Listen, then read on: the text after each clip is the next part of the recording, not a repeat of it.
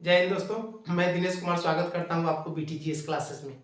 आज हम चर्चा करेंगे सक्षमता परीक्षा या मामूली परीक्षा।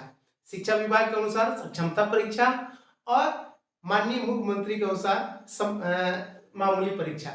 लेकिन इन दोनों में कॉमन ये है कि परीक्षा परीक्षा परीक्षा अर्थात परीक्षा हमें देनी है। राजकर्मी का दर्जा प्राप्त करने के लिए हमें हर हाल में परीक्षा देनी है। बहुत सारे दोस्तों ने मेरे पास फोन करके पूछा, ऐसे भी बातचीत में पूछते हैं कि यार क्या पढ़ें।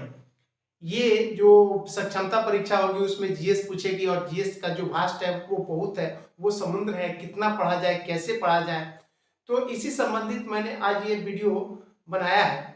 और इसमें सबसे पहले हम आपको ये बता दें कि जीएस समुद्र है, हम मानते हैं कि समुद्र है, उसकी कोई सीमा नहीं है। लेकिन समुद्र हो या महासागर हो, उससे हमको कोई फर्क नहीं पड़ता है। हमको फर्क पड़ता है ये कि हमें अपनी प्यास बुझानी है कि वो प्यास कैसे बुझेगी। तो हम समुद्र में और महासागर का को नहीं देखने जाएंगे। हमारे पास जो सुलभ रूप से उपलब्ध है उसी से हम अपनी काम चलाएंगे और उसी से अपना प्यास हम बुझाएंगे। जैसे हम जो जिस विद्यालय में पढ़ते हैं, जिस स्कूल में पढ़ते हैं, उस विद्यालय में, उस स्कूल में वर्ग 6 से लेके 8 तक, कम से कम वर्ग 6 से लेके 8 तक जो पुस्तक मिलते हैं, उन्हीं पुस्तकों को हम अच्छी तरह से पढ़ लें तो हमें नहीं लगता है कि हम वो मार्क्स प्राप्त करने में असफल होंगे जिसकी हमें आवश्यकता है। ऐसे समानता हम प्रतियोगिता परीक्षाओं में देखते हैं,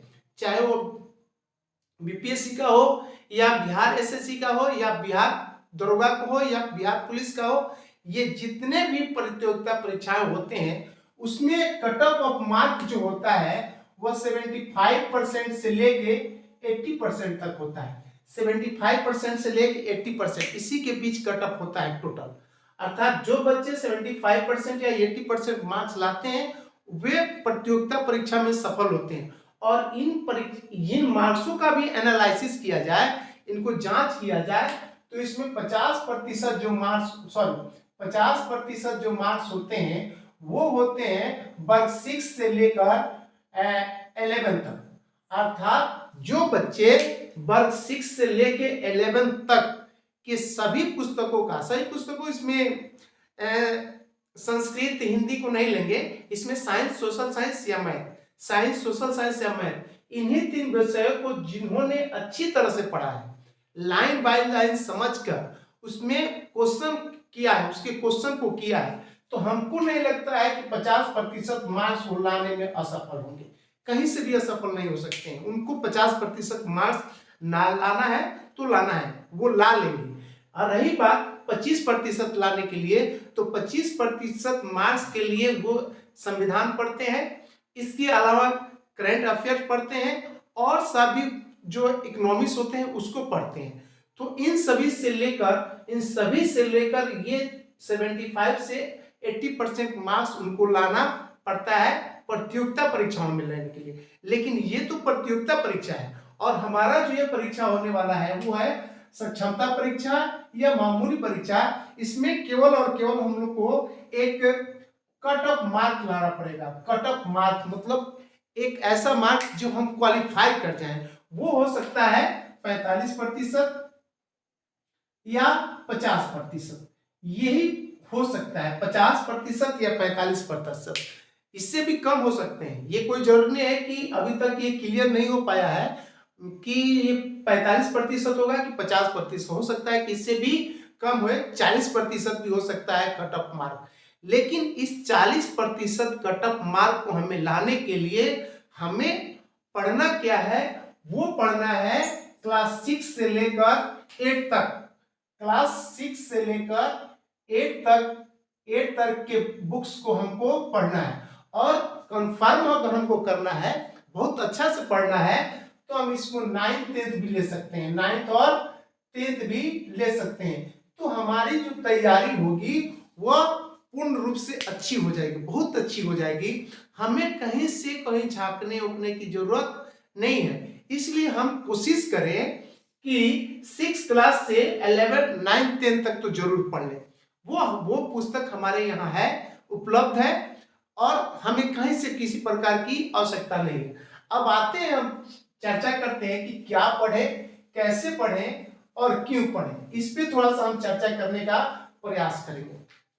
सबसे पहले देखते हैं कि क्या पढ़ें। क्या पढ़ें, तो हमने देखा है कि हम अक्सर किसी भी प्रकार की प्रतियोगिता परीक्षाओं का जब आयोजन करती है बिहार सरकार या बीपीएससी या बिहार एसएससी या किसी प्रकार के बिहार पुलिस हो या दरोगा हो, जब किसी भी प्रकार की प्रतियोगिता परीक्षाओं का आयोजन होता है तो उसके नाम से बहुत सारे पुस्तक, बहुत सारे प्रकाशन मार्केट में मिलने लगते हैं और हम लोग उस पुस्तक के पीछे भागते हैं, उस गाइड के पीछे भागते हैं, उस क्वेश्चन बैंक के पीछे भागते हैं कि चलो भाई किसी तरह पढ़ ले और पास कर जाए। लेकिन ये संभव कतई नहीं है कि एक गाइड पढ़ के हम किसी प्रतियोगिता परीक्षा को पास कर लें। ये कहीं से भी संभव नहीं है। अगर ये कोई सोचता है कि हम एक और केवल एक पुस्तक पढ़कर हम किसी प्रतियोगिता परीक्षा को पास कर लें तो ये असंभव है।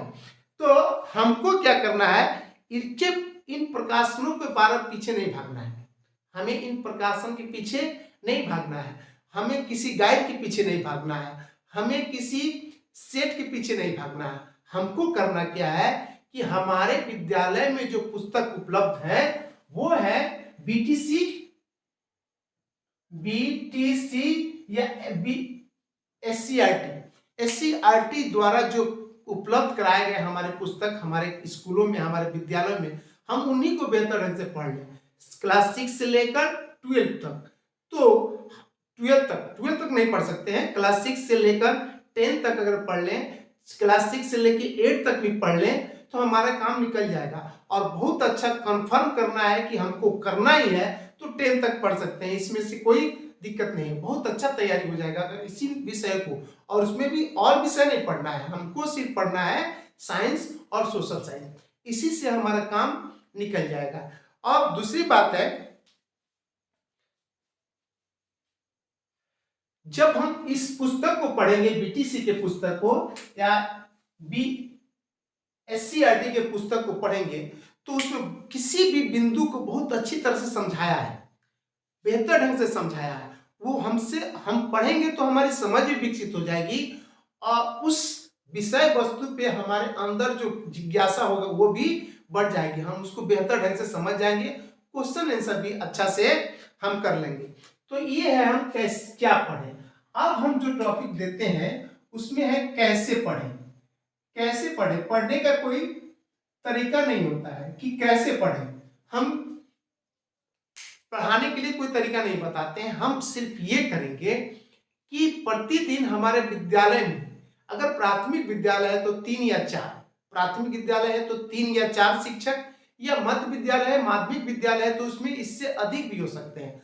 हमको क्या करना है कि हम सभी शिक्षकों को के बीच एक समन्वय स्थापित करना है, सभी शिक्षकों के बीच एक समन्वय स्थापित करना है, और इस समन्वय स्थापित करने के बाद हम एक दूसरे की सहायता करने का प्रयास करेंगे। इसमें करेंगे क्या कि प्रत्येक दिन प्रत्येक कोई एक एक चैप्टर ले लेगा कि आप ये चैप्टर पढ़ के आइए इस सब्जेक्ट से, आप ये चैप्टर पढ़ के आइए और इसके एमसीक्यू भी तैयार करके लाइए। और जब वो अगले दिन आएंगे तो एक चैप्टर से वो एमसीक्यू लेके आएंगे, एक चैप्टर से वो एमसीक्यू लेकर आएंगे, और इस तरह से एक दिन में 2 या 3 चैप्टर हम अच्छी तरह से पढ़ लेंगे। और जब पढ़ेंगे तो हमारी समझ भी विकसित होगी और एक दूसरे से पूछेंगे, उत्तर देंगे तो हमारा काम बहुत अच्छा से निकल जाएगा। दूसरी बात, एक और काम कर सकते हैं, उसमें क्या कर सकते हैं कि हम जिस विषय को पढ़ के आए हैं या जो टॉपिक हमको मिला है पढ़ने के लिए, उस टॉपिक को तो पढ़ेंगे और अपने शिक्षक साथियों के बीच साझा भी करेंगे। और इससे बेहतर काम एक और कर सकते हैं ये कि उसी टॉपिक को हम बच्चों को ही पढ़ाएंगे। जब बच्चे को उस टॉपिक को पढ़ाएंगे तो हमारे अंदर जितनी भी कमियां हैं, हमारे अंदर जितने भी क्या बोलते हैं जो सस्पिशन है वे सभी दूर हो जाएंगे। तो इस तरह से अगर हम पढ़ते हैं तो हम कम समय में, हमारे पास परीक्षा का समय भी कम है, कम समय में बहुत अच्छी से तैयारी हम कर सकते हैं। अब देखते हैं कि क्यों पढ़ें। ये हम बीटीसी की किताब की चर्चा करते हैं तो देखते हैं कि बीटीसी पुस्तक की क्यों पढ़ें या एससीईआरटी इसको ही क्यों पढ़ें। तो इसको पढ़ने का हम सलाह ये इसलिए देते हैं क्योंकि एससीईआरटी बिहार सरकार के मान्यता प्राप्त है और एससीईआरटी की जितने भी पुस्तक है बिहार गवर्नमेंट द्वारा प्रमाणित है। अक्सर प्रत्येक प्रतियोगिता परीक्षाओं में देखा जाता है कि पिछले कुछ प्रतियोगिता परीक्षाओं में देखा गया कि उसमें से 1 या 2 क्वेश्चन मिसप्रिंट से या किसी प्रकार गलत प्रिंट हो जाते हैं।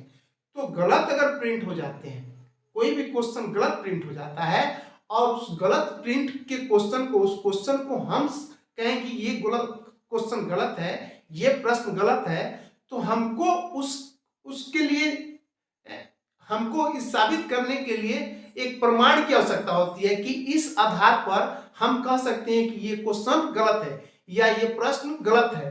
तो प्रमाण के लिए आप जो मार्केट में जो प्रकाशन मिलते हैं उसके आधार पर आप उसको प्रमाणित नहीं कर सकते हैं। आपको प्रमाणित करने के लिए केवल और केवल बीटीसी या एससीईआरटी की किताब से ही प्रमाणित करते हैं। अगर इसके आधार पर वो क्वेश्चन गलत है तो गलत है। और आप कहिएगा कि मार्केट में हमने एक गाइड पढ़ा था उसके आधार पर गलत है, तो वहां गलत नहीं कर सकते हैं, उसको गलत नहीं माना जाएगा। इसलिए आप ये एससीईआरटी या बीटीसी की पुस्तक पढ़ें और इसी से संबंधित जो क्वेश्चन आएगा उसी से हमारा काम निकल जाएगा, बहुत अच्छा से काम निकल जाएगा, बशर्ते कि हम इसको बेहतर ढंग से पढ़ के जाएं और समझ के जाएं और देखें कि हमको क्या फायदे होते हैं। इससे इस क्वेश्चन से बहुत फायदा होगा। अगर आप इसको देखें तो बहुत अच्छा से फायदा होगा। हम इतना ही बोलेंगे और आज के वीडियो को हम यहीं समाप्त करते हैं। तब तक के लिए धन्यवाद।